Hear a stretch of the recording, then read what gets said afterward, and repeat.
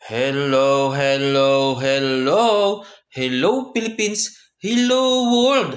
Panibagong buhay, panibagong pag-asa. Ito po si Kalabs TV Vlog, ang sa inyo'y bumabati. Charot! Another day, another vlog na naman tayo. Nais ko muna sanang i-greet kayo. Huy, huy, huy, huy. May masabi lang. Sa iba't ibang dialekto.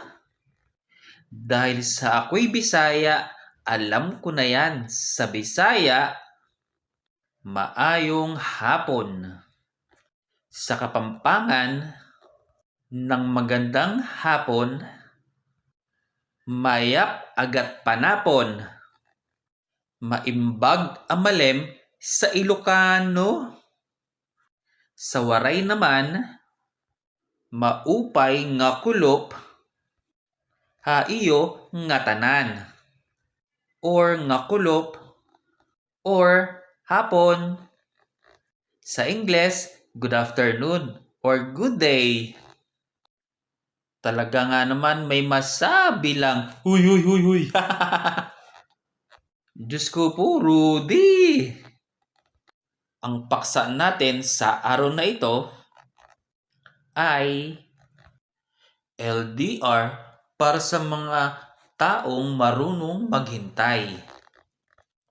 Sabi nila, ang LDR daw ay para lang sa matatapang, pero sa totoo lang, para ito sa mga taong marunong maghintay kahit walang kasiguraduhan.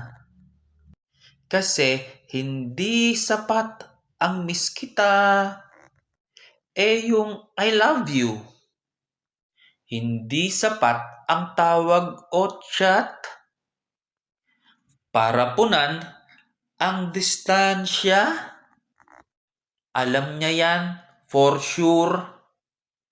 Kasi ang LDR, hindi lang tungkol ito sa tiwala ha, kundi rin tungkol sa pasensya. Pasensya na maghintay.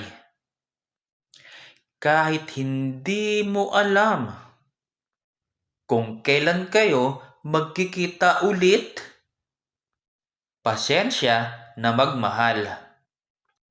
Kahit minsan pakiramdam mo mag-isa ka. Kasi ang totoo po, mahirap magmahal kung walang kasiguraduhan. Alam nyo rin yan.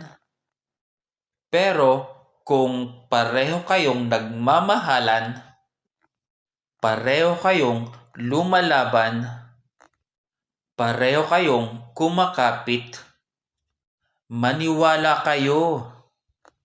Darating at darating kayo sa puntong na magkakasama na kayo. Kaya uulitin ko, ang LDR hindi lang talaga para sa matatapang, para ito sa taong willing maghintay kahit walang kasiguraduhan. O siya, tapos na naman po tayo. Ito po si Kalabs TV Vlog, ang sa inyo'y nagpapaalam. Bye-bye!